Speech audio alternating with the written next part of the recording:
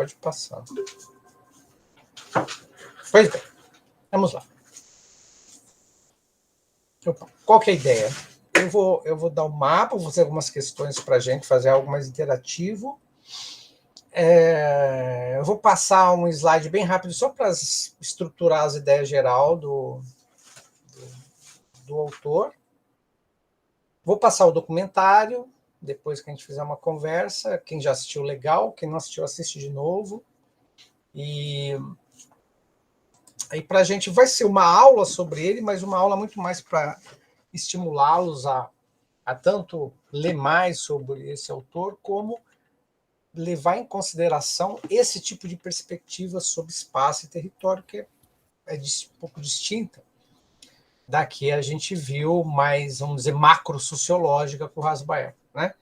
Rasbaer, a gente viu uma visão bastante de uma geografia política, né? Pensando política administrativa, territórios simbólicos, coletividades, está nessa chave. Território rede de terrorismo, né? Narcotráfico, veja, Estado Nacional. Agora, o Ituan, como vocês devem ter percebido, joga a gente para dentro de nós mesmos, de cada um, né? Então, se chama uma geografia humanista e também chamada de uma geografia fenomenológica, né? Que se preocupa fundamentalmente em perceber de que modo as pessoas, nas suas subjetividades, captam o ambiente, o território, o espaço e pensam esse mundo. Na verdade, é como todos nós pensamos, né? O mundo, a partir da nossa cultura e do nosso processo de socialização e aprendizado.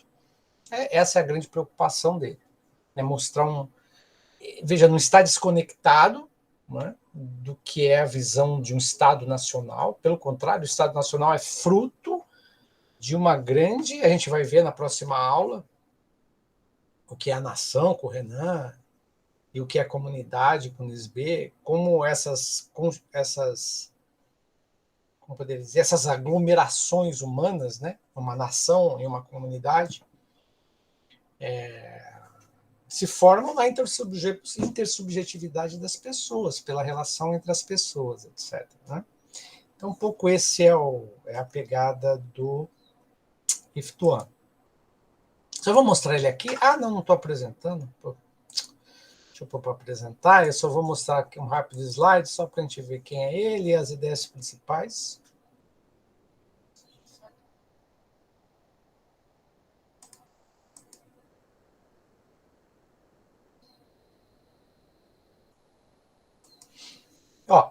Esse senhorzinho simpático, ele está com 85 anos agora, nasceu em 1930 em Tianjin, China. Como a gente está no planejamento territorial, aqui onde ele nasceu, na China, é uma região de litoral, inclusive. E ele diz em algumas memórias que eu vi passar assim numa entrevista, que isso marcou profundamente essa ideia de pensar espaço, ambiente, por causa de ter nascido no litoral, né? E hoje é ele com 85 anos. Esse aqui é um vídeo que tem uma das últimas, acho que é a última palestra dele que tem disponível aí na internet. Está em inglês e as legendas, aquela legenda em inglês automática, então é meio horrível. Ele, como ele é um sino-americano, ele tem um inglês muito particular também. Eu lá não sou especialista em inglês, entendo um pouco, né? E com a legenda eu consigo evidentemente captar melhor, mas no caso dele é engraçado, porque aí tem todo quase um dialeto próprio, né, dele. Mas de qualquer forma é muito bacana. Essa última palestra que está disponível é muito bonita, cara. Ele fala sobre o sentido da vida e da morte e como pensar o presente, o futuro, o passado, a partir dessa perspectiva da geografia humanista e da biografia dele. É belíssimo. Para quem se interessar e se empolgar por ele, por favor, eu recomendo. A leitura ele já treina o listening, o learning e o blá blá blá, né? Para o inglês. Bom, aqui é aquele conjunto que com toda boa leitura, né? Eu vou aqui só mostrar Aqui o texto, porque eu dei o livro para vocês, né? E aí era para ler essa introdução e o capítulo 2. Aí eu me confundi capítulo 1 e capítulo 2, mas o capítulo 1 é a própria introdução. E talvez a maioria acabou lendo esse aqui, que é o que está disponível, que eu coloquei no Tidia em outra pasta, né? Então esse capítulo está tanto no livro como está ali de uma maneira mais, uma impressão melhor, tal. Mas não tem problema. Mas a ideia que eu quero, por exemplo, para vocês incorporarem naquela avaliação individual que vocês vão fazer, eu quero que vocês incorporem os dois aqui, tá? Então, quem leu esse 2, que a gente vai debater, volte ao 1 também, que eu vou falar um pouco dele. Mas é fundamentalmente esses dois aqui, que é a ideia de estimular aquela leitura, aquele trabalhinho que vocês vão fazer de uma autobiografia, junto com o texto do Rasbaer, que está lá no próprio Tidia, né? A introdução está lá. Ah, também está aqui, ótimo, Bruna, eu não sabia. Melhor ainda. Então, vamos lá. Então, aqui o texto, né, de cara, cadê o texto? Isso aqui é sempre fundamental, né? Aliás, não sei se alguém já fez, ou está fazendo, ou pensa em fazer iniciação científica. Uma das coisas que mais se cobra de um aluno é assim, qual que é a pergunta do seu trabalho? O que você está perguntando? Sempre o professor que vai te orientar vai falar isso, mas qual que é a tua pergunta? O que você quer responder? Né? Que pergunta que está... o bolsonarismo é um fenômeno social que tem a ver com o século XXI ou faz parte de uma formação que tem a ver com a história do Brasil desde o seu início? Isso é uma boa pergunta, dificílima, que exige uma pesquisa longuíssima, né? Mas digo, colocar perguntas é um dos processos que fazem parte da investigação, né? Então, não por acaso, o Iftuan começa: quais são nossas visões de meio ambiente físico, natural e humano? Como o percebemos, né? Como percebemos o meio ambiente, o estruturamos e o avaliamos. Quais foram e quais são nossos ideais ambientais? Aqui tem uma ideia, né, de uma ética de comportamento em relação ao ambiente. E a depender da cultura, a depender do mundo que você vive, e a depender do mundo mais ruralizado, mais urbano, mais oriental, mais ocidental, isso vai variar muito. Como a economia, o estilo de vida e o próprio ambiente físico afetam as atitudes e valores ambientais. Isso é muito importante. Então, veja, há determinantes, né? A gente... você não nasce com o ideal ambiental, você não nasce avaliando o ambiente, você nasce quase como uma perspectiva filosófica do Locke, por exemplo, a gente nasce como uma tábula rasa. Né? Nossa mente é como uma tábula rasa, a gente vai aprendendo alguns instintos, os sentidos, evidentemente, que vão ser fundamentais aí na estruturação da proposta de Foucault, mas pela socialização dentro da sua cultura, né? E não só da sua cultura, mas dentro dos grupos que mais você tem contato, então, a sua família, a vizinhança, a igreja que você frequenta, a escola, isso tudo vai te constituindo, os seus valores, as suas atitudes e suas percepções em relação ao ambiente. Daqui a pouco eu vou mostrar, ele faz uma distinção conceitual, ele não é rigoroso com conceitos, isso é muito importante, se você for ler o livro inteiro dele, eu li uns 6 capítulos dos 15 que tem, há muito tempo atrás. Ele varia muito, tem hora que ele está... Pô, mas ele estava falando de lugar, agora ele está usando espaço, aí você quer voltar lá? Não, ele mesmo fala, olha, eu não tenho muito rigor, mas tenta, né, usar isso como instrumento de reflexão, etc. Bom,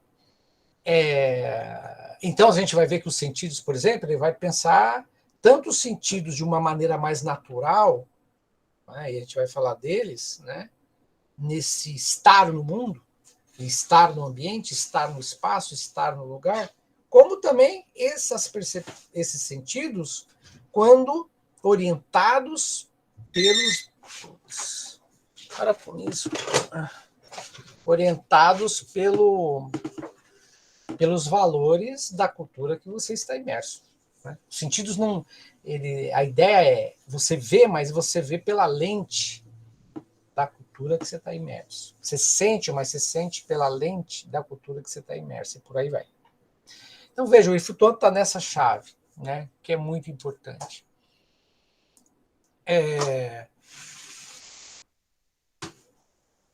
Então, e aqui esse outro, então aqui quando ele fala a economia, o estilo de vida e o próprio ambiente físico determinam as atitudes e os valores ambientais nossos, né, que nos organizam.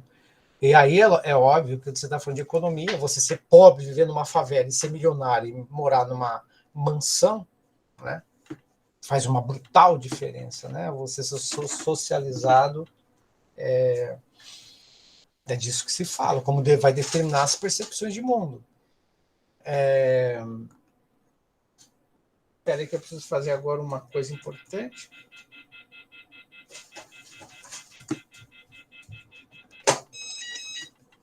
O processo hoje está tudo caro.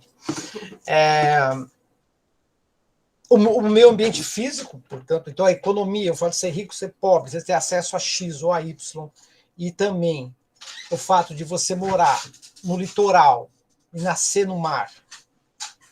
Já conversaram com o Caiçara?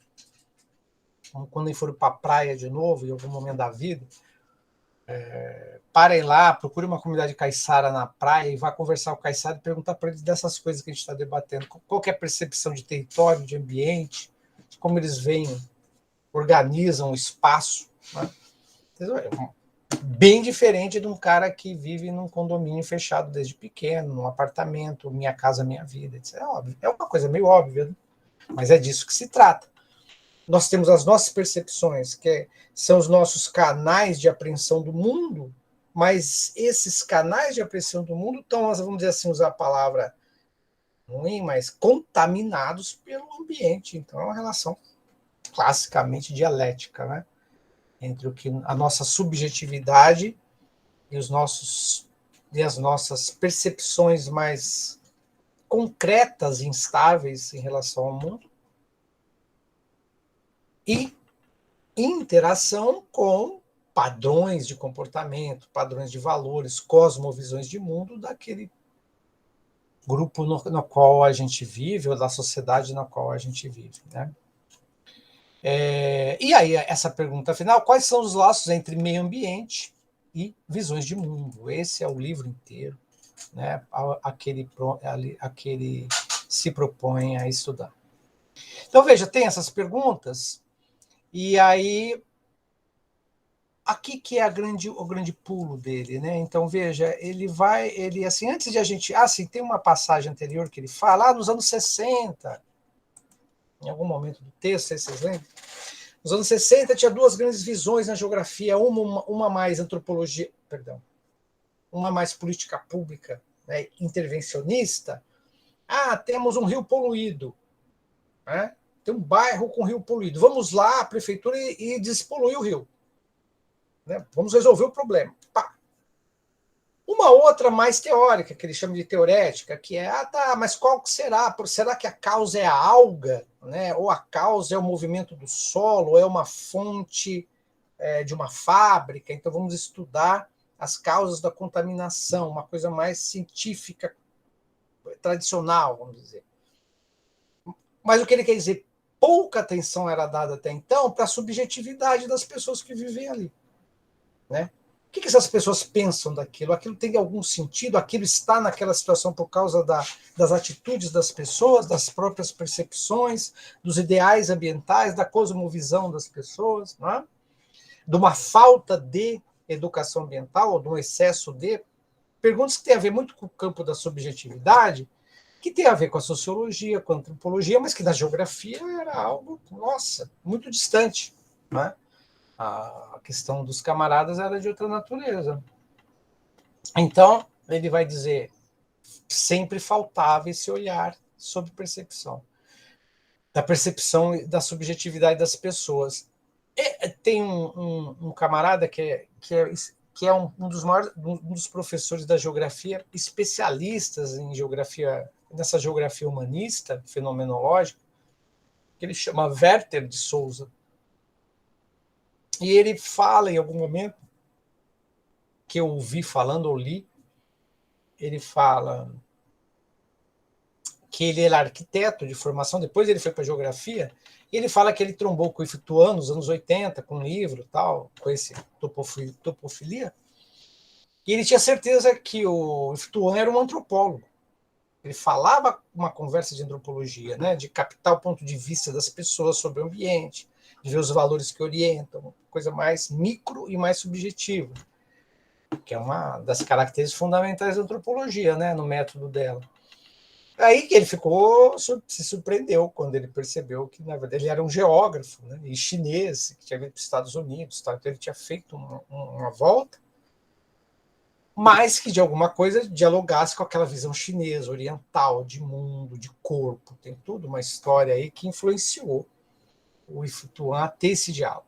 Ifituan inventou a geografia humanista? Não, já tinha caras que ele cita que vieram antes dele. O cara tinha uma Carl Sauer, vários outros caras que já tinham esse diálogo muito forte da geografia, pensar espaço, lugar, território, nessa perspectiva da subjetividade. Que lá no Rasbaer, vejam, vamos ver se vocês estão atentos. Se vocês fossem classificar essa conversa que eu estou tendo com vocês, tentando passar o Ifituan, naquela ideia de territórios, né, aquelas tipologias, né, principalmente a primeira, vocês diriam que o Iftuan está dialogando com que tipo de território, isso que ele está dizendo? Ele está mais preocupado com a parte, com qual dimensão do território, quando ele está pensando, ele está propondo isso? Primeiro, lembrar aquela distinção inicial lá. Isso, olha lá, a Bruna Pumba. Perfeito, Bruna. A simbólica, lembra que ele faz aquela primeira distinção? O território funcional da propriedade privada, das fronteiras político-administrativas, do território econômico, do zoneamento e tal. Mas tem um outro território mais simbólico, que tem a ver com a maneira com que as pessoas se apropriam afetivamente. É disso que se trata. É esse lugar que ele está falando.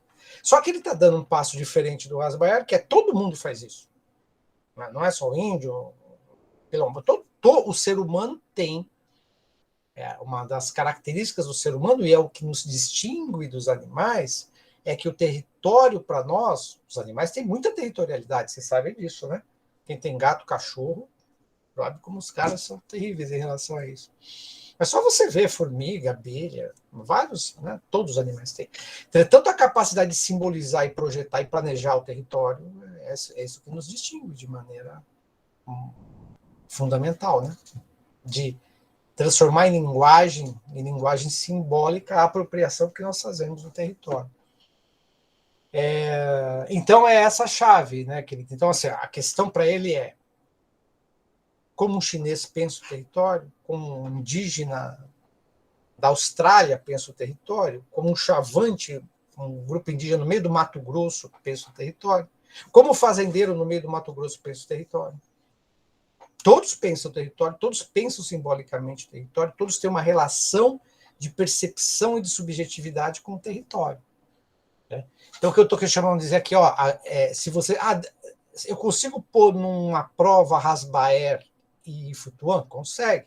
Mas tem que fazer mediações. Falar onde um autor está falando e quais as preocupações, e onde o outro autor está falando, e ver se há conexões nesse diálogo, ou não. Tá? Pois bem, tudo bem até agora? Então, aqui que vem a parada dele. Então, antes de pensar aquelas teorias, né, que ele fala dos anos 60, ou uma geografia aplicada para resolver o problema da política pública, ou uma geografia mais teórica, nós temos que nos voltar para compreender a nós mesmos, e para isso é o centro psicológico da motivação humana. Portanto, de novo, está aqui ele dialogando muito mais com a psicologia, com a psicanálise, não só, né, e não muito mais, talvez, mas também dialogando, coisa que o Rasbaer nem passa perto disso. Não é ele passa perto no livro dele, que ele comenta e descarta, tal, mas naquele artigo que a gente discutiu não é a pegada do Rasbaer. Tá? A gente vai voltar a essa discussão com outros autores, a gente vai enxergar isso em outros autores.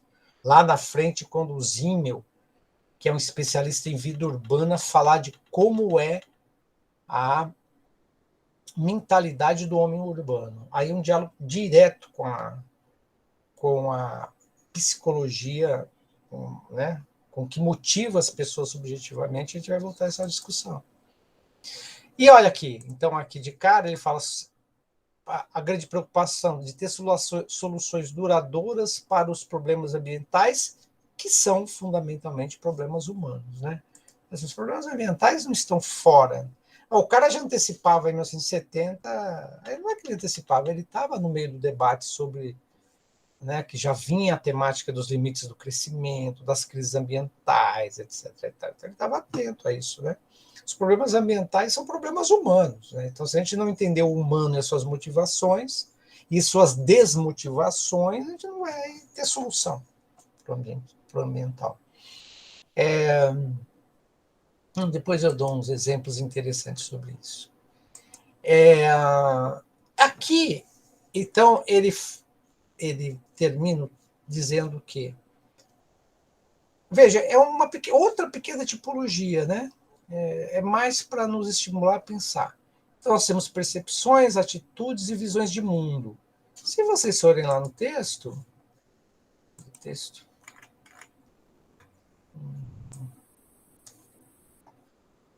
Olha lá. Percepção, atitude, valor e visão de mundo, tá vendo as três? Ele vai definir. Estão entre as palavras-chave do presente trabalho. Seus significados se superpõem. Aqui ele dá outra dica. Se misturam. Então, essa distinção que eu fiz aqui é uma distinção analítica. Na verdade, essas coisas, no decorrer do texto, ora ele fala de uma coisa de outra, mas no fundo ele está... como é que eu poderia dizer isso? A gente não divide o ser humano em percepção, em atitude e cosmovisão. Isso está tudo aqui, né? É disso que ele está dizendo. Mas na hora que você vai falar dos fenômenos, né, e da relação, aí você tenta analiticamente situar. Assim acontece na teoria de maneira geral, né?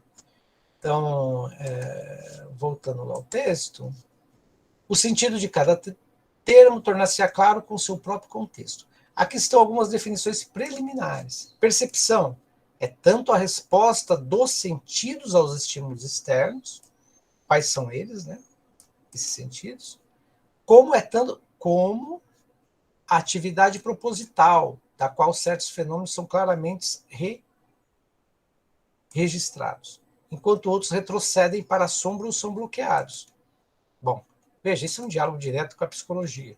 A nossa experiência de mundo, desde bebezinho, algumas coisas você vai perceber e passar a orientar suas atitudes, seja uma bronca da sua mãe, pôr o dedo na tomada. Imagine você tendo contato com o mundo e com o espaço. Isso vai orientando as suas atitudes, né? Mas outros você pode jogar lá para o inconsciente, né? E só depois de muito velho voltar, ou bloquear e nunca mais pensar sobre isso. Só na terapia resolver. Então, aí depois, a atitude é primariamente uma postura cultural, uma posição que se toma frente ao mundo. Então, veja que aqui, ela tem maior estabilidade do que a percepção e é formada por uma longa sucessão de percepções e experiências. Então, veja, as percepções está mais aqui no campo da resposta dos sentidos, mais momentâneas e contextuais, enquanto as atitudes já é uma postura cultural, uma relação mais dialética com o grupo que você vive e mais estável, né, no sentido de você, como poderia deixar bem claro isso para vocês, por exemplo, eu escuto um barulho, né? Por exemplo, eu moro num lugar e eu escuto, passa um trem na minha cidade. Aliás, tem um filme belíssimo sobre isso, chama Redemoinho. Redemoinho. Redemoinho? Nossa, é maravilhoso. Me lembrei agora. Mas veja, passa um trem. Esse trem, quando eu escuto esse trem pela primeira vez, quando lá na minha infância, vai ser uma primeira percepção, nossa, de ruído, nossa, tem mãe, o que é esse barulho? É um trem. Significa isso. Mas isso é momentâneo, mas eu já tenho ideia de que há um espaço maior do que minha casa, de algo que passa longe, que ocupa um espaço maior do que do meu mundo. Meu mundo vai se ampliando pelos sentidos e pelas percepções. ouvidas, olfativas, etc. Com o tempo, o escutar deste trem vai fazendo com que eu entenda perfeitamente. Eu vou procurar, vou entender mais, aí vou saber que para eu ir para outra cidade tem horário para tomar um trem, chega a gente e tal. Então, aquela primeira sensação de um barulho que fazia eu me atentar para um fenômeno que eu desconhecia, que é o passar do trem na minha cidade, com o acúmulo dessa experiência, isso vai implicando numa atitude perante esse trem, não é? Seja para tomá-lo para ir trabalhar, seja para conhecê-lo, ver qual que é o significado dele. Até chegar o momento que aí ele fala de uma visão de mundo, né? Uma experiência conceitualizada, parcialmente pessoal, em grande parte social, portanto, fundamentalmente objetiva, que é fundamentalmente, aí sim, o que aquele grupo e aquela comunidade, qual que é o significado daquele trem, né? E aí você vai aprendendo. Mas veja, de novo, isso aí é separado? Deixa eu ver o que é percepção, como eu fiz agora. O que é atitude? O que é visão de mundo? Não, ele está falando isso está tudo misturado, desde o começo. Desde a hora que você percebe, desde a hora que você, no fundo, esse exemplo que eu dei, na verdade, ele é meio falacioso, porque desde a hora que você escuta pela primeira vez o trem, já está interagindo com a sua mãe que vai falar isso é por causa disso, né? Ou você numa solidão vai escutar o barulho, você vai traduzir aquilo de alguma maneira, né? A questão é, isso está tudo misturado, mas, ao mesmo tempo, pensar percepção e atitude e visão de mundo como escalas de complexidade, né, de conceitualização dos fenômenos do mundo é interessante, é um instrumento legal, né, que pode valer a pena. E aqui, topofilia, veja, é a definição dele primeira, depois ele vai variando essas definições de topofilia, é o elo afetivo entre a pessoa e o lugar ou ambiente físico. Difuso como conceito, ele mesmo diz que é difuso, aliás, tudo é muito difuso na obra dele. Vivido e concreto como experiência pessoal, né? Topofilia é fundamentalmente a conexão que todos nós temos com o nosso lugar. Ele não trabalha aqui, nem eu vou falar, ele tem uma distinção entre lugar e espaço. Da mesma maneira, lembre-se que o Rasbaer, lembra que o Rasbaer, o que o Rasbaer fala? O que é território? Vamos ver se está todo mundo, estamos ligados. O Rasbaer fala que território é igual a... Complete. Vou pôr na prova. A, B, C e D. Território é igual... Pense na categoria espaço.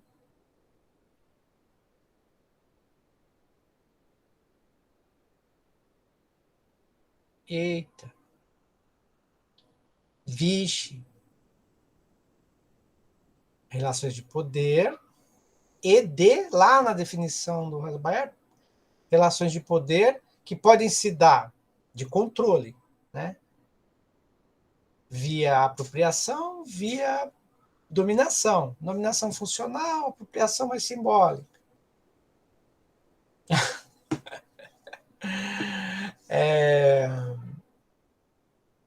Lembra aquela brincadeira que eu falei? Olha, não se esqueçam, nessa chave aqui do Rasbaer, território é igual espaço apropriado ou dominado por agentes. Né? Perdão, território, olha, viagem. Território é igual espaço apropriado por agentes. Essa que é a sacada, né? Se existe um espaço aí, né? Daqui até a China. Sem você ter contato com ele, sem você exercer alguma forma de controle, inclusive simbólica, de o conhecê-lo, ele continua espaço. Né?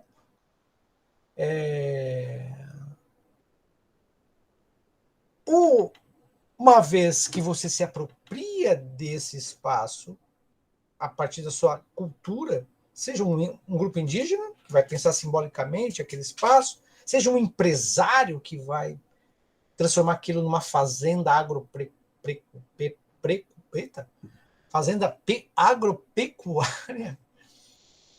aí sim virou território, naquela perspectiva do Rasbaer. O Iftuan vai dialogar um pouquinho com aquilo. Olha, existe uma distância entre lugar e espaço. Lugar é aquilo que é apropriado, né? Seja pelo fazendeiro, pelo índio, pelo Juquinha, pelo Joãozinho, por todos nós. E mais ainda, o lugar é aquilo que você cria um vínculo pelo qual aquilo tem total sentido na sua vida.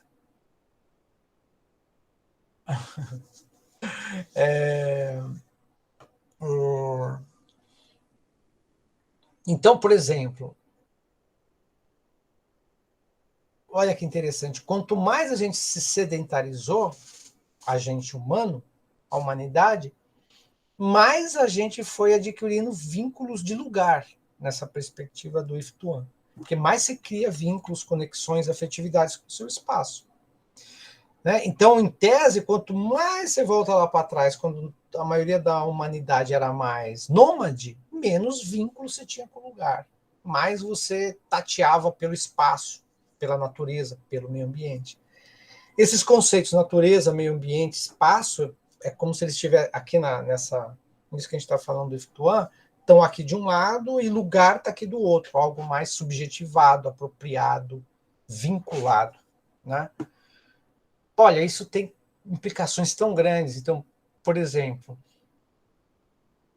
eu morei em BH uma época e tinha uma grande favela, assim, a gente alugou uma casa que ficava entre a universidade, ficava num bairro, aí tinha a universidade no meio, tinha uma favela bem grande, muito antiga, nossa, uma das favelas mais antigas de Belo Horizonte. E ela, nesse decorrer, 3 anos e meio, ela foi removida. A gente acompanhou, foi a primeira vez que eu acompanhei, assim, cotidianamente, a remoção de uma favela.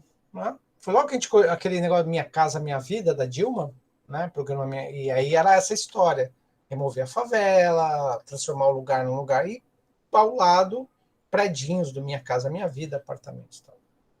Isso virou uma confa, e, fundamentalmente, o que estava em debate ali era o conceito de lugar do Iftuan.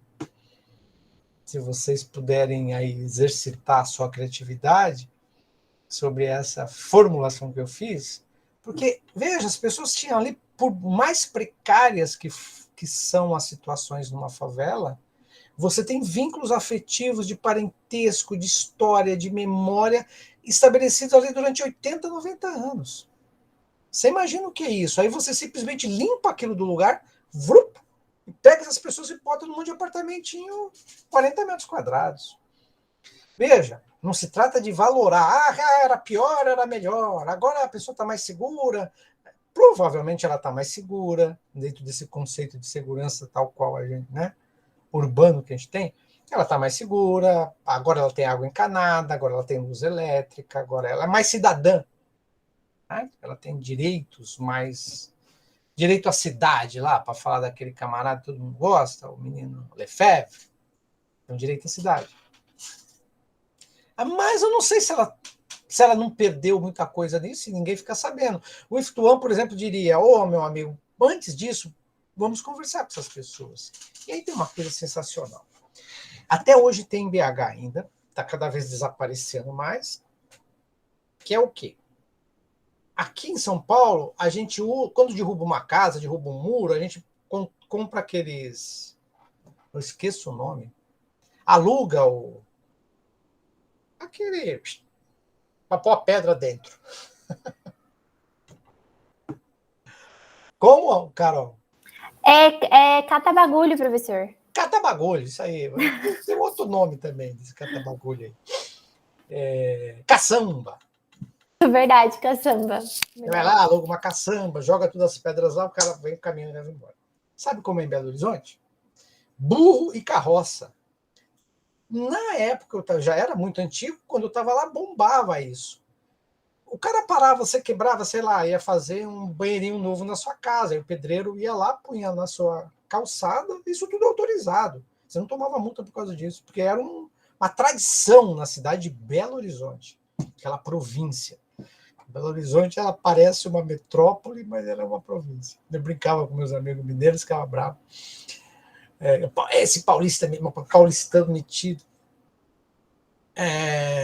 Mas aí o cara parava com uma carroça com o burro, e ele pegava aquelas pedras e punham na carroça dele, e aí tinha um lugar de descarte, como tem, né, para as caçambas. Não todos, nem a maioria, mas boa parte dos donos das carroças e burros ali do bairro moravam aonde? Na favela. Boa parte desse pessoal foi para os apartamentos. Vocês imaginam qual o problema que daí surgiu como política pública?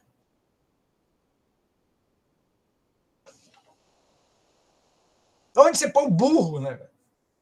Onde você põe o burro? Então, e aí eu me lembro assim de ter 4, 5 burros no meio da calçada, no canto da calçada, né, na entrada do prédio, né? Porque não pensaram nesse básico, né?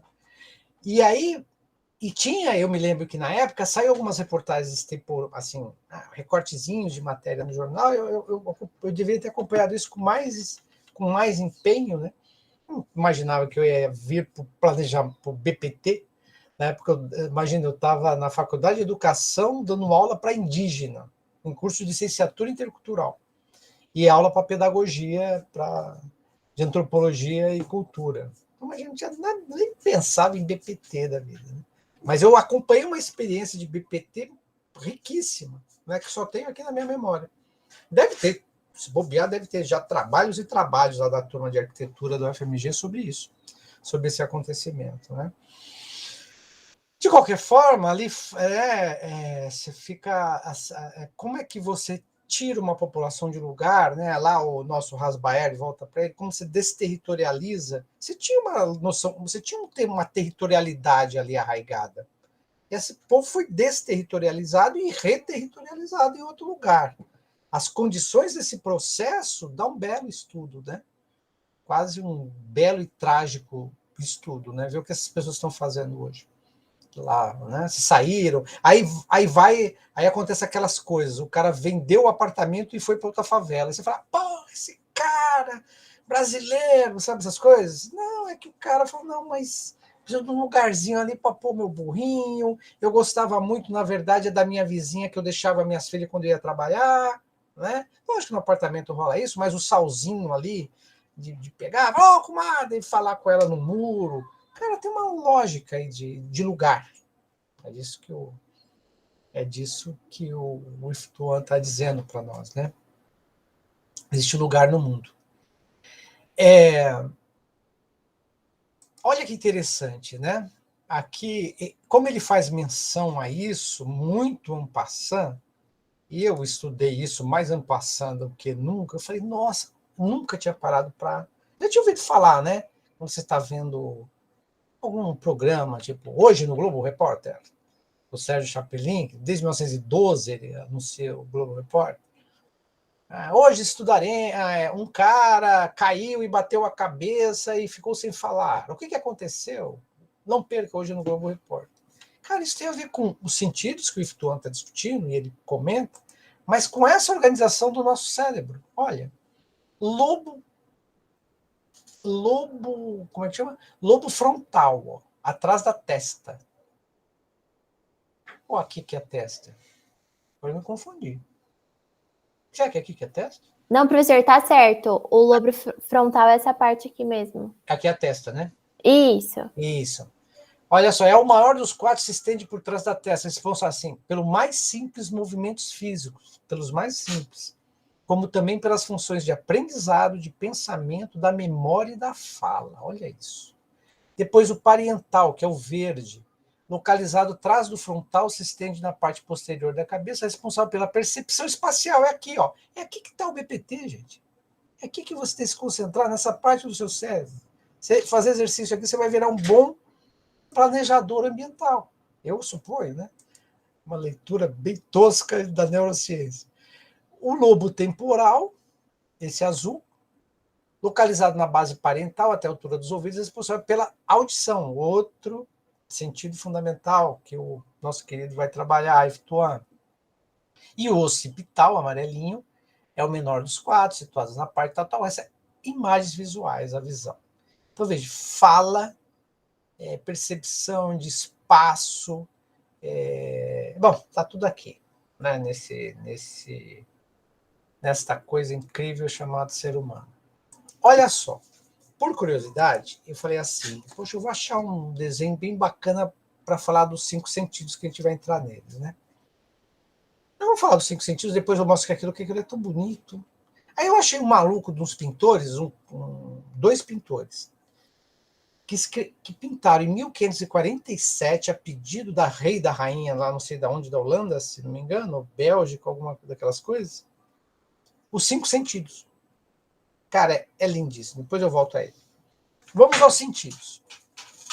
Quais são? Agora vamos interagir. 1.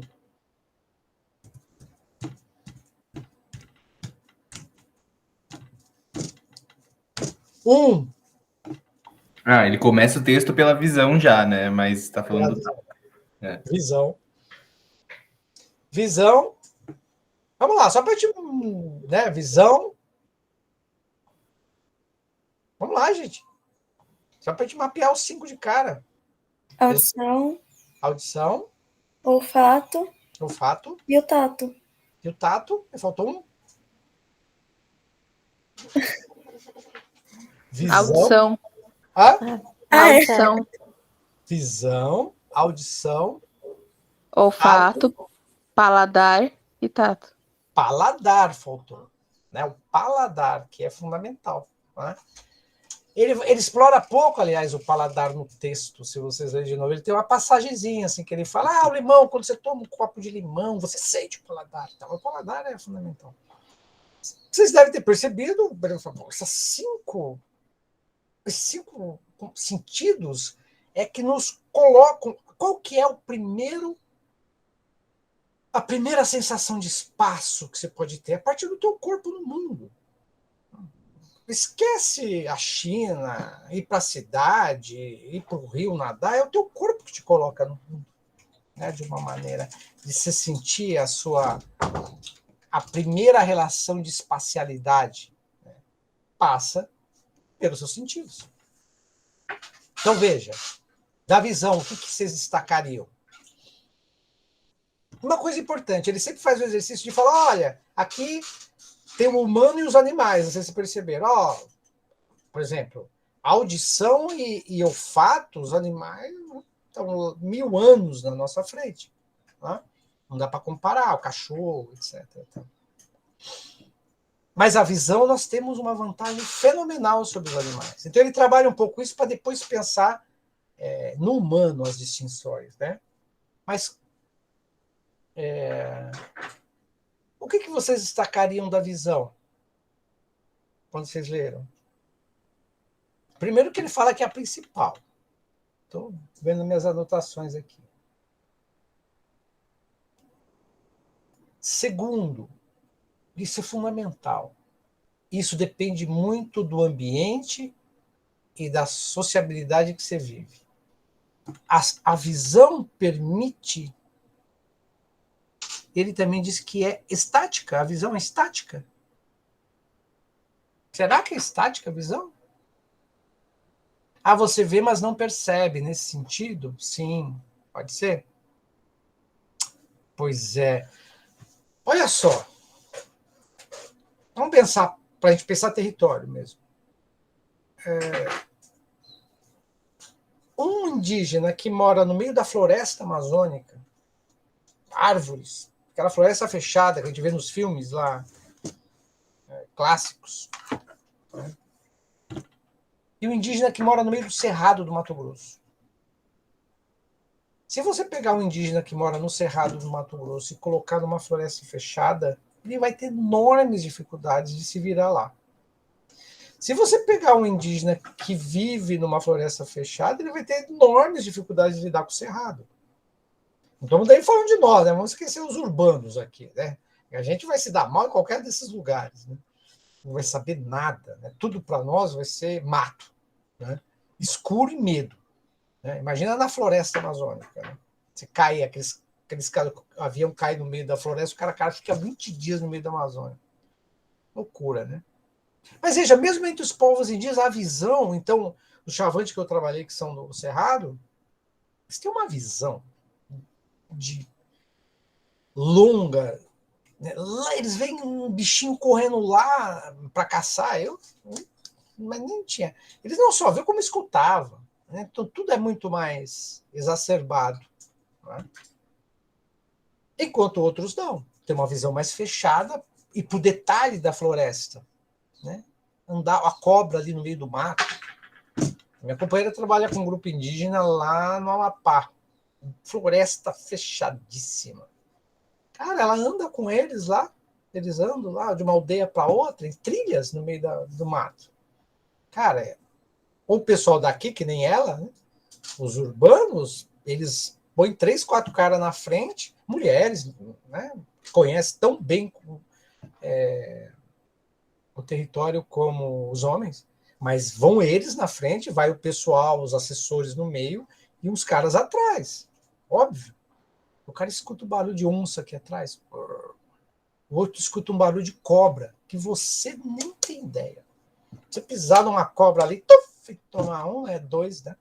2 minutos. Então, todas essas percepções de território são impressionantes. São impressionantes, né?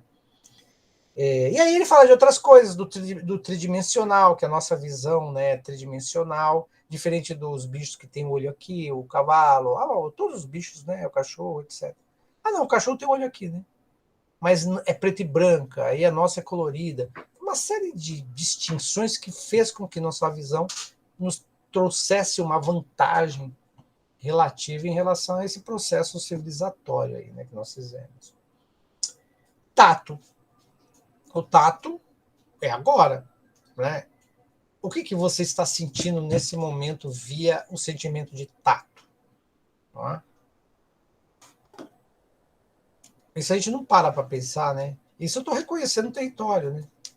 Espaço, espacialidades, coisas no espaço. Mas ele fala também, você está sentado, seu contato, o seu tato com o mundo, né? Você está em contato com o mundo o tempo todo. A menos que você levite como monge tibetano, você está territorializado. Mas, né, dialogando lá com o camarada, a gente está sempre territorializando-se e desterritorializando-se. Né? A minha mão agora está aqui no alto, botei na mesa, né? Minhas costas estão encostadas na cadeira. Por aí vai. Né? O tato te faz você perceber os limites do espaço que você vive, né? Ou os não limites. E aí ele brinca com essas coisas. Tem gente que tem agorofobia, que é a coisa do medo do espaço muito aberto, né? Então o cara vai para a praia e fica só embaixo da árvore, né? Aí tem a contrária, a claustrofobia, o cara, lugar fechado, o cara enlouquece, né? Isso é tudo uma relação com o espaço, né? Ele tem outros textos que ele diz, eu me lembrei agora, né? Que a distância é uma categoria tão importante para pensar espaço que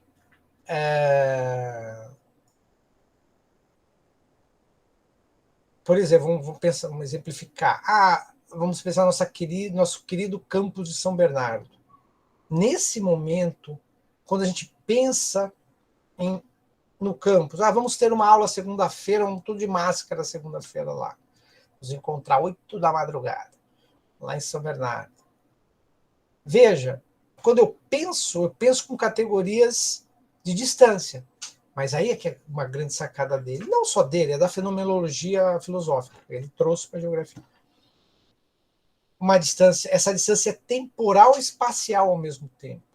A distância não é uma coisa ou outra, ela carrega as duas dimensões do tempo e espaço. Aliás, não dá para pensar, raramente dá para você pensar essas noções todas de lugar, território, se pensar a relação dialética entre tempo e espaço. Então, por exemplo, quando eu penso em ir segunda que vem para o FBC, eu estou pensando no futuro, numa categoria que está pós esse momento, mas aí eu, pela memória, me remete à última aula que eu tive lá com 2019, que dava 1h10, eu falava, pessoal, dá um tempinho que eu vou pegar um pãozinho de queijo, que estou com fome, tomei café, aí ali na mulher lá, aqueles pãozinhos de queijo bom deles lá do BPT. Eu imagino que deve ter gente aqui talvez que estão aqui, que nem conhece o FBC, talvez, concretamente, existe essa possibilidade, né? De não ter a experiência. Eu já penso no frio que vou passar no campus de São Bernardo. Nossa, inverno é terrível, né? Mas é bacana também aquela garoinha, tal, remete a uma série de temporalidades e espacialidades, né? Mas é interessante essa coisa da distância. Então, ela ao mesmo tempo ela fala em algo temporal, né? antes e depois, mas ela fala também algo espacial, que é o aqui e o lá. Eu estou aqui, eu estou lá. Né? Então, há uma conexão entre tempo e espaço muito poderosa. Né? Quando a gente pensa categorias de território, categorias de espaço, categorias de lugar. Né? E os sentidos remetem a isso. Aí ele vai para a audição, do ouvir e ver, que é sensacional. Ah, mas voltando do tato, tem uma coisa sensacional, que é o exemplo que ele dá de Jesus Cristo, vocês lembram? Que é sensacional, olha só.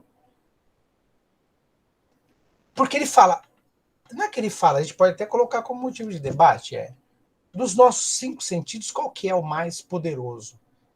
O ver né, é muito poderoso, né? Você ficar cego, só você fechar os olhos aqui, né? Essa experiência do ficar cego é um negócio impressionante. Aquela brincadeira que todo mundo fez na vida em algum momento, da cabra cega, né? É uma brincadeira muito interessante, no fundo, né, cara? Como é que você se vira com o som apenas, escutando o cara lá, o barulho de papai? Então, é muito decisivo. Mas não quer dizer que os outros... angustiante. Mas não quer dizer que os outros sentidos sejam menos importantes, né? Talvez não se trate de hierarquias que é um conjunto, né? Esse conjunto faz a gente estar no mundo, né? Sentir, escutar, tal. Mas a brincadeira que ele faz uma brincadeira não, uma analogia que ele faz ao caso de Jesus Cristo não sei se vocês sabem dessa passagem da Bíblia, é importante, que Jesus Cristo morreu e ressuscitou. E aí São Tomé, que só acreditava vendo, olha que sensacional, São Tomé só acreditava vendo.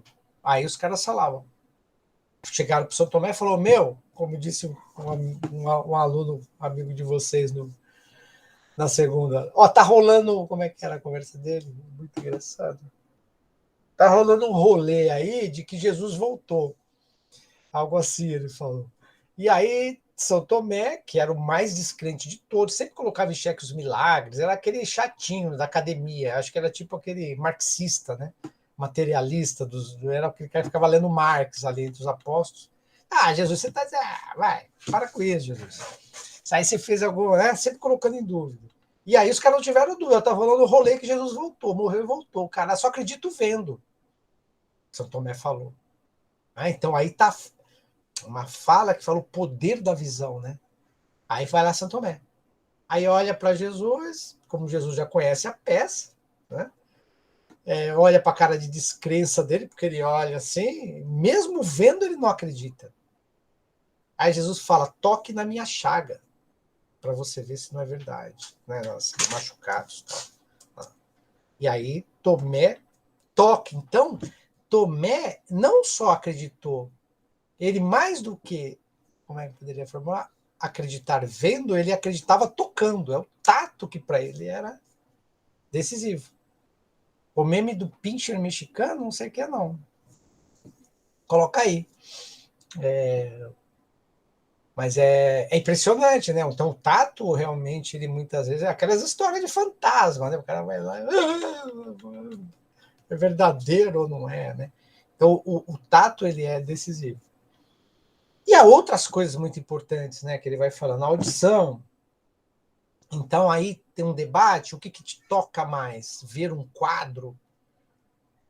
Sei lá, um quadro muito... Você é um cara que curte arte.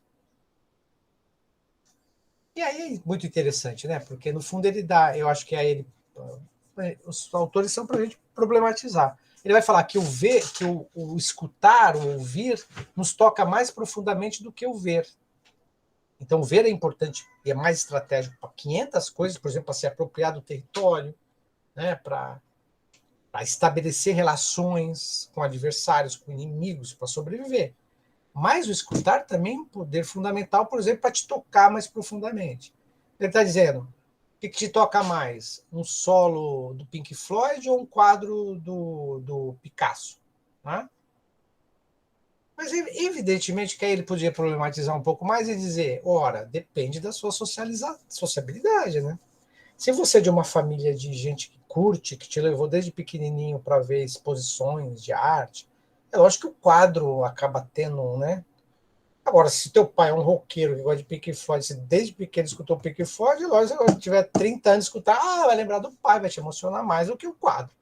Então há uma variabilidade aí, né? Por isso que não dá para ficar hierarquizando os sentimentos, nada, os sentidos, né? Todos eles têm uma importância, isso que é o fundamental, de nos remeter a experiências de espaço e de tempo e de lugar, né? Essas coisas que ele diz. Outra coisa importante que é sentir o coração da mãe, né? Então veja, que barato. Imagina um bebê. Se coloque no lugar de vocês, mesmo quando vocês eram bebês, né? Estavam dentro da barriga da mãe de vocês.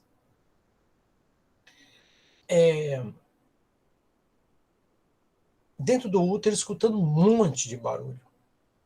Né? Então você já tinha um contato com o mundo externo e interno da sua mãe. Isso é sensacional, né? Então isso também nos organiza. O processo de interação com o mundo já começa desde aí. Aliás, hoje a neurociência diz que desde os 6 meses, algo assim, as crianças já têm uma interação profunda com o mundo externo. Né? Daí essas histórias da mãe, a mãe falar com a barriga, né? Porque tá falando mesmo, o cara tá escutando. Mas ele fala a coisa da mãe pegar os bebês e colocar no coração. Então a criança cresce com o barulho do coração, escutando o barulho do coração da mãe. Né? Então veja que percepção super interessante de interação. E já percebendo os espaços, notem. Porque aí eu não sou mais a minha mãe. Esse é o coração que está fora de mim, não é meu coração. Vê, isso tudo vai nos constituindo, né, enquanto seres aí no mundo. E ele fala uma coisa super dura da surdez no final, né? Que é ficar surdo é você se mobilizar diante do mundo, já que o barulho nos remete ao espaço e aos limites e às fronteiras, né? Quer ver? Ó, se a gente, eu vou contar até 10, aí vocês vão me dizer agora o que vocês estão escutando e qual a relação disso com a espacialidade de vocês, territorialidade e tal. Vai lá.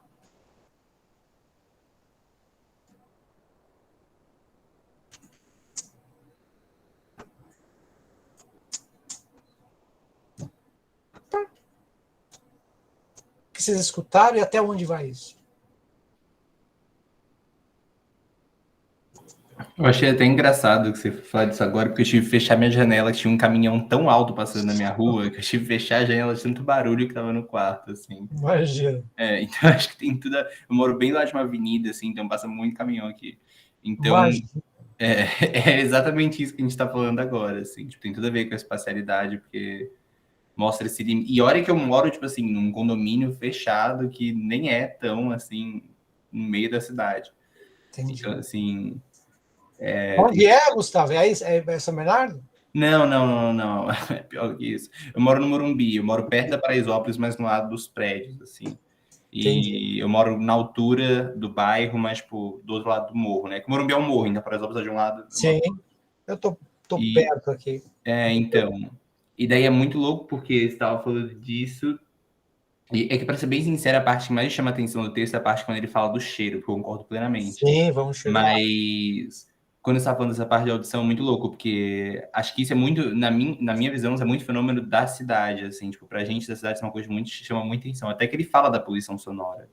Uhum. Ele fala, tipo, dessa percepção da poluição do som, assim. É impressionante. Mas acho que é isso, acho que na cidade, a nossa espacialidade na cidade tem muito a ver com o ambiente, é o barulho do metrô chegando, é o barulho do ônibus chegando, é o barulho da avenida, é o barulho do trânsito. Como é que você sabe se vai chegar rápido ou não? Pelo barulho do trânsito.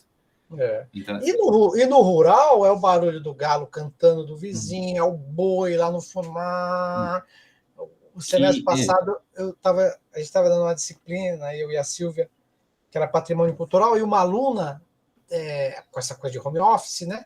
Ela estava morando na casa da mãe, num sítiozinho no interior de Minas. Barato, né? Porque aí era aula de sábado de manhã, 9h a 1h. Ela ligava para falar. Nossa, né? Pela aula dela, você mergulhava em outro lugar, né? Um outro lugar, só pelos sinais e pelos referenciais, né? Muito Eu bom. acho legal, acho que acho que todo mundo aqui já deve ter feito desenvolvimento em rentabilidade, né? E tem aquele texto lá que a gente nem lê na matéria, mas a gente fala muito que é a primavera silenciosa, que eles percebem que tem morangos agrotóxicos quando eles estão no mato e não ouvem barulho de nenhum bicho, né? Perfeito. Então, Como ela chama? Raquel Corson. isso, acho que é essa mesmo. Ela aqui, ó. E tem tudo a ver com essa ideia de paisagem. Isso, exato. Tem tudo a ver com Ela, essa ideia de paisagem sonora, né? Que é uma outra perfeito. dimensão da paisagem, que a gente capta subjetivamente, né? Mas Exato. tem a ver com essa ideia de dimensão, que também é uma espacialidade. Total, né? Uma Se espacialidade. realiza e se organiza. Uhum. Vocês pensarem em o que vocês demais escutaram aí? Nada. Tá tudo em Ai, silêncio. aqui o meu foi o do caminhão também. Tem uma rodovia do lado, mas é engraçado, porque aonde eu tô no interior também. Aí, por mais que tenha, tipo, a parte muito do caminhão, aqui tá cheio de passarinho, tipo, direto. Eu tô com alguém também em vídeo, eu tenho que desligar por causa do tanto de maritaca que tem aqui. E onde é que você tá, Júlio? É em Amparo, é interior de Amparo, São Paulo. entendi. Aí teve aquela nuvem de fumaça, chegou aí, não? Não, não. Mas aqui também, você falou das vacas, direto tá aparecendo. E daí, nossa, aqui já parece que tá num jardim. Entendi. Bem, então aí o fato, as lembranças, né? E aí, como o Gustavo falou, tem essa, até vou ler para vocês, é um trecho que foi importante, né? Que é. Só para vocês leram, só para a gente.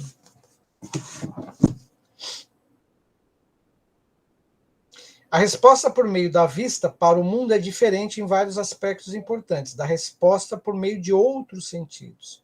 Por exemplo, ver é objetivo. Ver, como diz o ditado, é crer, mas tendemos a desconfiar da informação obtida por meio dos ouvidos. É um boato ou rumor? Né? Então, a ideia de eu acredito vendo e não escutando, é isso que ele está brincando. Né? Ver não envolve profundamente nossas emoções. Podemos ver através da janela de um ônibus com ar-condicionado que a favela é feia e indesejável. Mas o quão ela é indesejável atinge-nos com pungente força somente quando abrimos a janela e recebemos uma lufada dos esgotos pestilentos. Uma pessoa uma pessoa que simplesmente vê é um espectador, um observador, alguém que não está envolvido com a cena. O mundo percebido pelos olhos é mais abstrato que o conhecido por nós por meio dos outros sentidos. Seja o tato, seja o paladar, seja o contato, e por aí vai. Né? Veja, essa brincadeira, que não é brincadeira, né? Mas é quase um estímulo a uma brincadeira, né? De a gente pensar na nossa corporalidade e de como as corporalidades e as nossas subjetividades captam e constroem seus lugares no mundo. Né? Daí a importância de você vai lá estudar uma comunidade indígena, você só vai entender a importância de demarcar um território para ela, ou uma comunidade quilombola tradicional, e falar para o fazendeiro, mano, você compra uma fazenda por 1 milhão, você derruba tudo e planta, né? E aí ganha dinheiro, depois você vende ela e compra outra. Isso é a tua lógica, parabéns para você. Né? A gente vai discutir sustentabilidade em outro lugar. Mas essa é a tua lógica. Agora, um grupo, ele precisa do mato para caça, ele precisa do rio para nadar, para pegar água, é um outro mundo, cara. Então não dá para você querer impor teu mundo para ele. Né? Valeria a pena que esse outro mundo impusesse o deles para nós, para tornar, até por interesse próprio, né? Para nos tornar mais sustentáveis, né? na possibilidade de existência.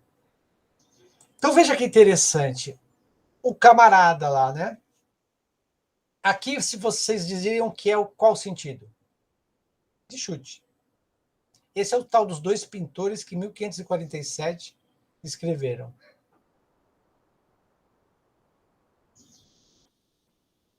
Cada quadro é uma homenagem a um dos sentidos. Aqui Esse é a audição? a audição, né? Ó, perfeito. Ó. Cara, olha que extraordinário isso. 1547. Esse.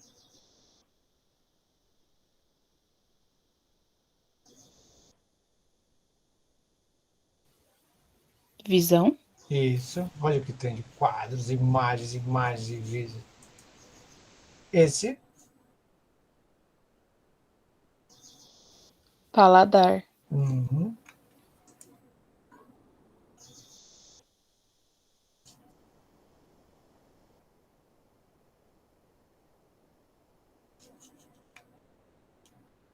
É o tato? Isso.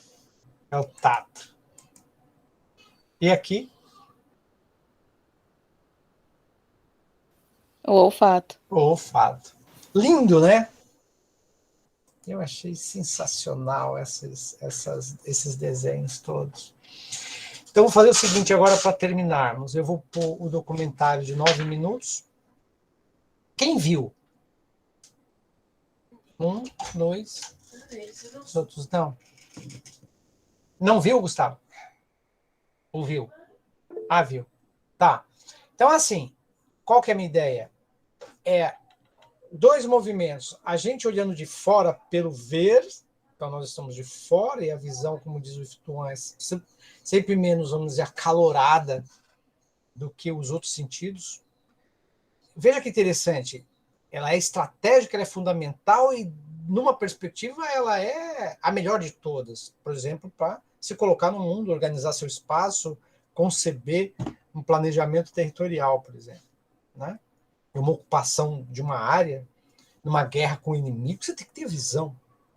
Os militares que o digam, né? A visão de campo. Blá, blá, blá.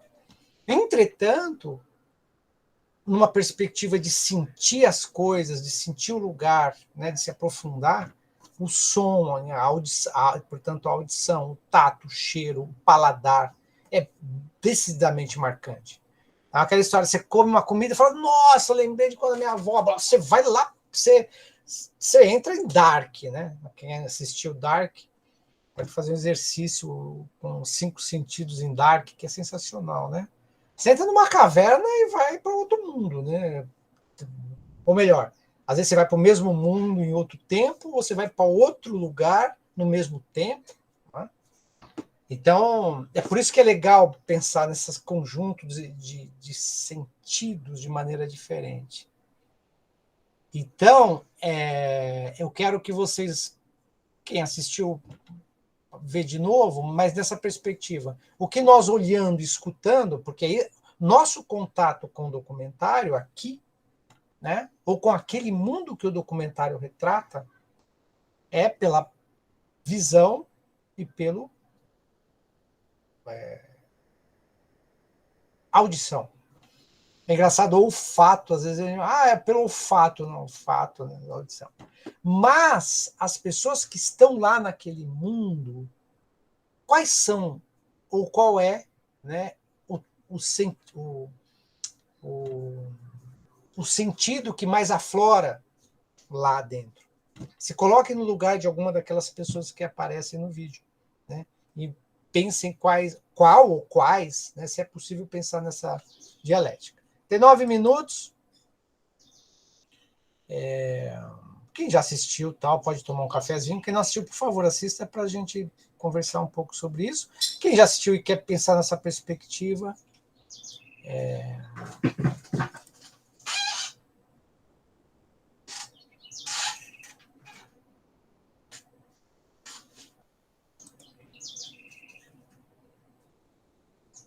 muito importante. Esse é um poema mais longo do Carlos Rodrigues Brandão, um autor que a gente vai ver daqui a umas 4 semanas, eu acho. Trabalha muito, é um antropólogo que trabalha com o mundo rural brasileiro. Ele fez esse poema e o José Parente, que é um cineasta meio cult, né, dos anos 70, 80, filmou, fez esse documentário e eles se juntaram para fazer essa obra-prima aqui, que é esse vídeo.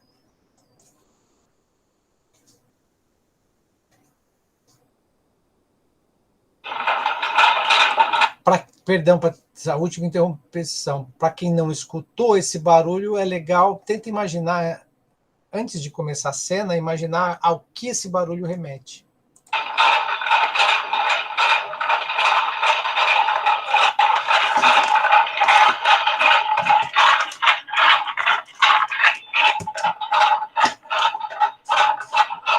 Quer escutar?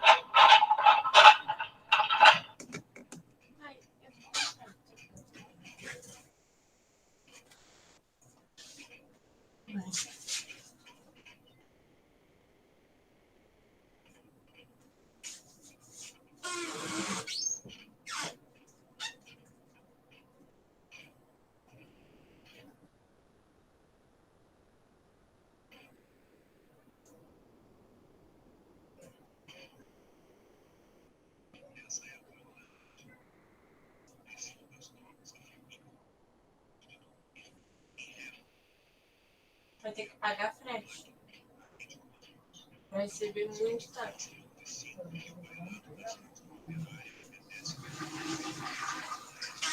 Eu já falei, a gente só tem frete grátis se for no cartão da Jana, porque a Jana que tá. É o que eu tô te falando. Você não entendeu? Não é o cartão, são duas coisas diferentes. Eu posso pagar pelo meu cartão no negócio da Jana. É só cadastrar. Vai aqui, olha aqui. Não consigo, vai vir aqui. Eu não posso. Eu vou comprar no da Jana.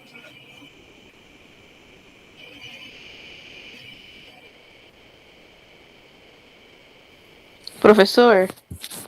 Ai, meu Deus, será que ele tá escutando? Nossa, eu acho que não, acho que ele saiu. Pois é, gente, pois é. Ai, Vai ter que ficar que assim situação. agora. Pior que tudo que ele falar agora na casa dele, a gente vai escutar. O Lucas compartilhou.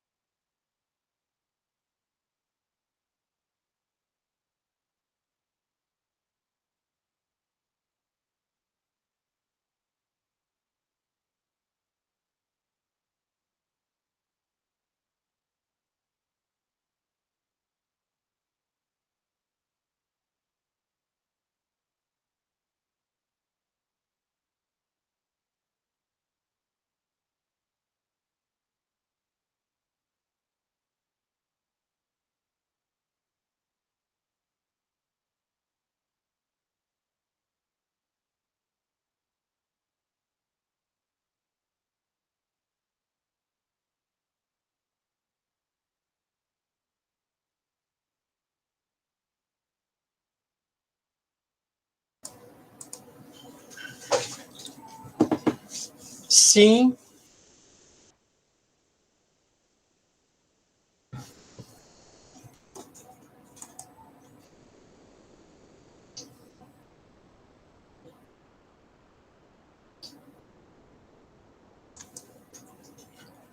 O que era isso aqui, Lucas? Você falou a ver por fora? É porque ficou sem som, professor. E você colocou o vídeo, só quando você saiu, o som dele sumiu. Daí o Lucas colocou e a gente viu pelo próprio YouTube, em vez de ver aqui. O som do... é claro, quando eu desliguei, mas bicho burro. Não foi que você desligou seu microfone, não. É que acho que você esqueceu de compartilhar o som da guia. E a gente estava ouvindo você conversar. Putz, que horror. Só acho que eu não briguei com essa menina. Tá bom. Mas diga, o que vocês podem dizer sobre essa obra de arte? Eu acho que foi engraçado porque na verdade, eu vi o documentário antes de ler o texto, né? Então eu vi ele meio de surpresa ontem de noite.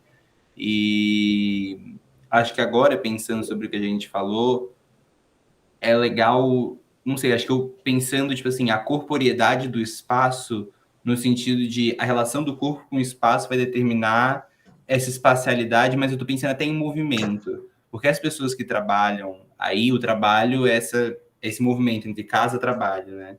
Então, tipo, pensar que a gente ocupa o espaço nessa transição, se o seu trabalho é esse, você mora em tal lugar, que obviamente aí não vai ser uma mansão nos Alpes suíços. Então, assim, se eu ocupo o espaço nessa transição, como essa corporeidade vai influenciar esse uso do espaço, assim. Então, eu penso, tipo assim, daí pensando pra gente, se a gente anda pela cidade, de onde a gente vem da cidade, como o nosso corpo se comporta, tipo assim, de onde a gente vem, como isso vai afetar os lugares. Então, de onde eu venho, a minha chegada até o campus da UFBC eu chego no campus da UFBC de uma maneira que outras pessoas que vieram de outros lugares, ou mais próximos ou mais distantes, vão chegar de outra, assim. Então, quando eu cheguei pela primeira vez, também foi um susto, porque eu nunca tinha andado tanto, eu atravessei a região metropolitana. E, tipo, tem gente que fala, não, eu moro aqui, deixa eu crescer, tipo assim, eu vi esse campo ser construído. Então, acho que eu pensei muito nisso, assim, tipo, pensando no tato mesmo, tipo assim, como essa corporeidade da vida na cidade influencia isso. Tem até um texto que a gente leu, História da Cidade do Urbanismo, com a Patrícia, que era também sobre isso, era sobre, tipo, o corpo e a cidade, assim, que ela falava de carne e pedra. Então, era bem legal, assim. A Paty é ótima. Que mais, gente? O tato é muito, muito impressionante, né? Bruna? Eu, na verdade, eu não fiz muito paralelo com a minha vida, eu foquei mesmo no documentário, né? E eu fiz que nem olha, nem sei o nome dele, pera, eu fiz que nem o Gustavo. Eu assisti o documentário, depois eu fui ler o texto. E agora, parando para pensar, realmente, né, o som era uma coisa que tinha me chamado bastante atenção. E agora, percebendo o tato, também faz bastante diferença, porque as pessoas estão sempre puxando os fios e esticando e dobrando, né, costurando. E aí eu fiquei pensando como que a relação dessas coisas que eles fazem no trabalho afetam a vida deles, né? Porque eles estão sempre em movimento, estão sempre tecendo o fio, e isso provavelmente deve machucar. Porque se você já mexeu com fio, você sabe que o atrito machuca bastante. E a relação do som. Então, enquanto você trabalha, você está fazendo uma atividade muito exaustiva, muito cansativa, que te perturba, né, auditivamente e te perturba no tato também. E eu pensei como isso deve ser traumatizante. Você vai para o seu trabalho pensando como que isso vai te cansar e como isso vai te afetar. Foi isso que eu consegui pensar em relação ao documentário e a relação do trabalho dessas pessoas. Legal. E outra coisa, tem dois sons, na verdade, que são muito significativos no documentário. Agora é assim, aquela para vocês quebrarem o cabeção. Esse que vocês já falaram, que é o mais evidente, que é o barulho das máquinas, dos corpos nas máquinas. Na verdade, a gente não escuta muito o barulho dos corpos, a gente vê esses corpos sambarem nas máquinas e as mãos sambarem nos teares, né? Mas há um outro som muito poderoso nesse documentário, que de alguma maneira orienta a nossa percepção sobre o próprio documentário. Qual é esse som? Tcharam! É o poema? Perfeito. É o poema, né? E essa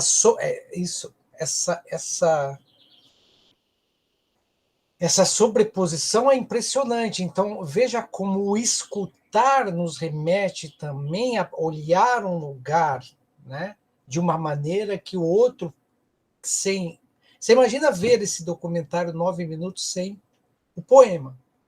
Não, imagina se fosse só com, tipo, uma musiquinha alegre, sei lá, outra coisa, assim. Porque o Perfeito. poema deixou você ver quão pesado é, né? Igual o Bruno comentou, você olha e fala, meu Deus, que exaustivo, apesar de ter esse ritmo, né? Que você fica até meio... Você se ilude um pouco com esse ritmo, assim. Mas ele te deixa bem... Ele mostra uma narrativa, né? Que você fica preso dentro dela.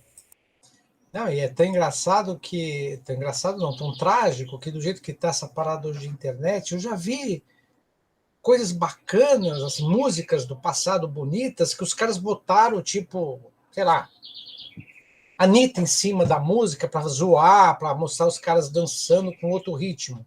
Tem coisas que, inclusive, ficam bem legais em relação a isso. É, se pegar uma galera dançando nos anos 80 e aí você bota uma música da Anitta, fica uns negócios bem bolados.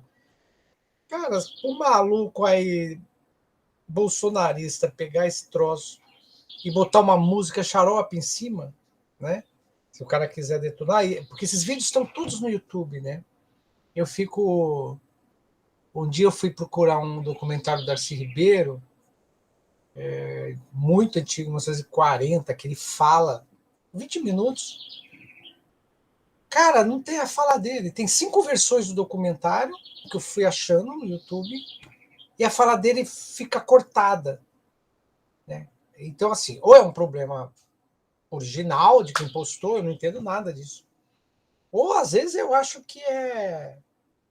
Um hacker tem possibilidade de fazer um estrago nisso? Num vídeo? Ou não?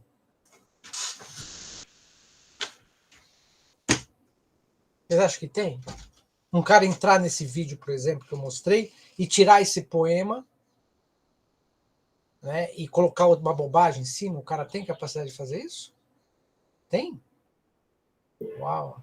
Um software muito elaborado, não é fácil tirar um áudio de um vídeo, porque ele teria que abrir, tipo, todas as camadas de som e tirar só a voz, assim.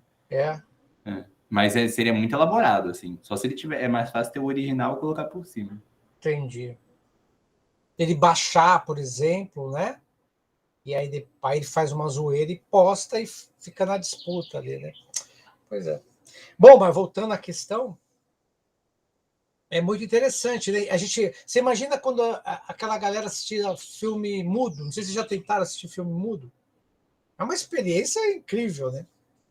Porque para quem... Ou então um filme mais cabeça, esse filme Andrei Tarkovsky, não sei se vocês já viram, uma cena de plano de 10 minutos de um piano no meio do mato e o barulho do vento. Aí você fica ali, pai, fala, e agora, o que vem? Passa esse tempo aí, 9 minutos, 10, 11, né, de planos. É uma outra experiência de audiovisual, né? De imagens e de sentidos e de sensoriamentos. Aqui, para terminar, eu só vou mostrar para vocês uma coisa, só para mostrar até onde o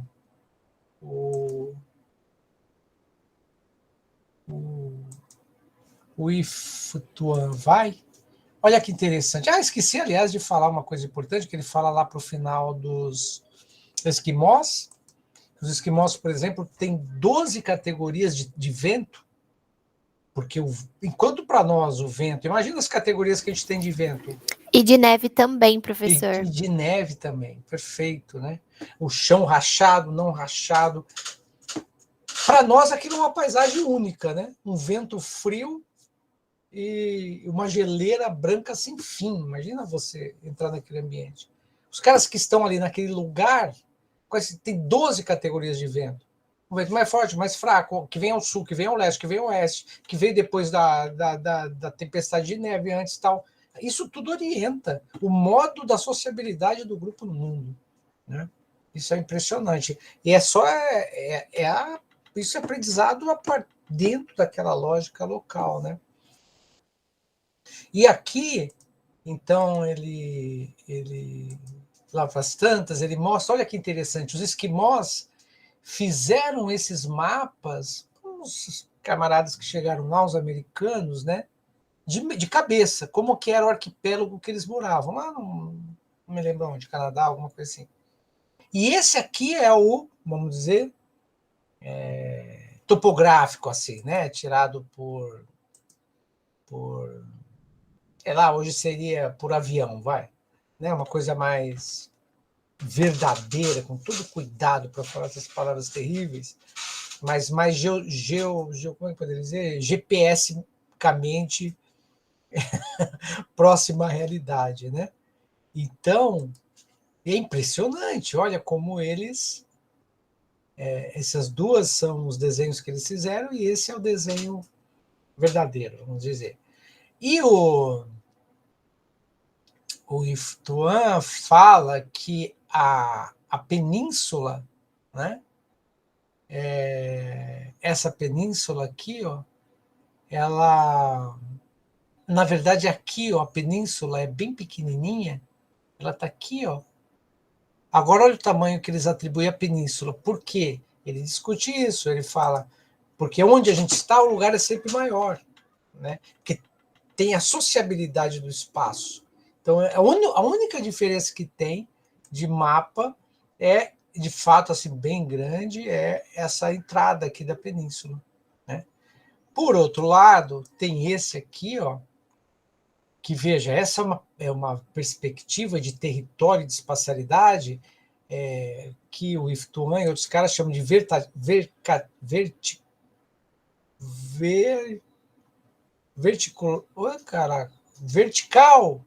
verticular. Vertical, né? Porque a gente tem uma noção de espaço horizontal. As fronteiras vão se sobrepondo, né? A minha casa, meu bairro, minha cidade, minha nação, meu país, meu mar, meu rio, minha floresta. Mas há uma outra noção de espaço que é para cima e para baixo, que é como as cosmologias isso pensam essas sobreposições, né? E aí você entra no mundo o mundo cristão, céu, inferno, né? E costuma identificar isso com o alto e o baixo. Isso é muito comum em várias cosmologias, né? Mas veja que interessante aqui os índios Yurok, lá da Califórnia, como eles pensam: centro do mundo, o rio, oceano rio abaixo, oceano rio acima, borda do céu, oceano de Piche, oceano fora do mundo. Essa é a cosmologia dos caras, como eles organizaram o tempo e as fronteiras dentro do universo cultural e sociocosmológico. Vários povos têm povos que pensam 7 camadas, né, de complexidade verticais, todas associadas a essa ideia de vida pós-morte, vida antes da morte. Então, olha que interessante. É quase como o Yves Tuan pensa e vários outros, esses fenomenológicos, pensam a vida como um interregno de lugar dentro de um espaço muito mais amplo, que está para quem e para além da nossa própria vida, que continua em outros termos, né? E se pensa e se projeta esses lugares de outra maneira. Insisto para vocês, assistam esse último vídeo dele que eu coloquei. Depois eu ponho para vocês lá no Zap. E ele fala, ele pensa como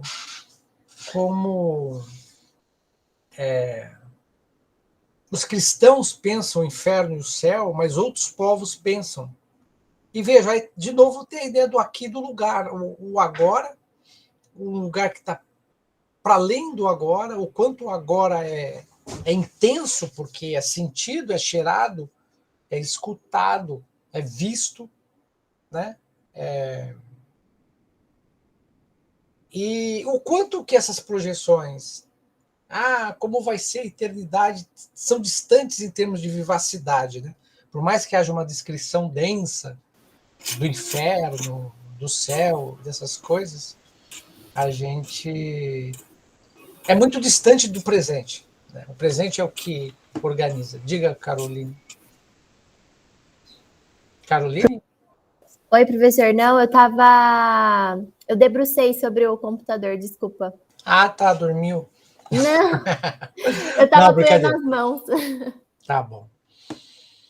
Então é isso. Tem mais alguma questão? Nossa, já 10 para meio-dia, foi longe a parada. Por isso que o pessoal não vai ver a aula mesmo. Eu vou interromper aqui, né? Senão a gente perde. Parei? Acho que parei. Sim. Aula que vem comunidade e nação. Tá? A gente vai voltar a conectar lá com o Rasbaer, um bocado de coisa, mas sem deixar de pensar, por exemplo, como é que a gente se sente brasileiro, como é que a gente se sente pertencente a uma comunidade, para onde o Iftuan vai caminhar com esse debate dele, nosso corpo no mundo, os sentidos no mundo, o sentido orientado pelas atitudes e valores da minha comunidade, é isso que vai fazer eu perceber o mundo de uma maneira X e não de uma maneira Y, né? E no limite, você tem uma comunidade da onde você vive, mas no limite a nação é uma comunidade nacional. Né? O mesmo sentimento de pertencimento a uma comunidade local implica no sentimento de pertencimento a uma comunidade nacional, a partir dos valores que a gente é socializado nelas. Esse é o debate que a gente vai fazer semana que vem. Leiam o texto A Comunidade, ou escolham ler A Comunidade Unisb e ler o Renan. Os dois são super interessantes e a gente vai debatê-los. Ok? E aí na semana eu dou um toque melhor para o trabalho lá da outra semana, que eu acho que vai ser, né? Ok? Perfeito? Nos vemos então. Até a próxima.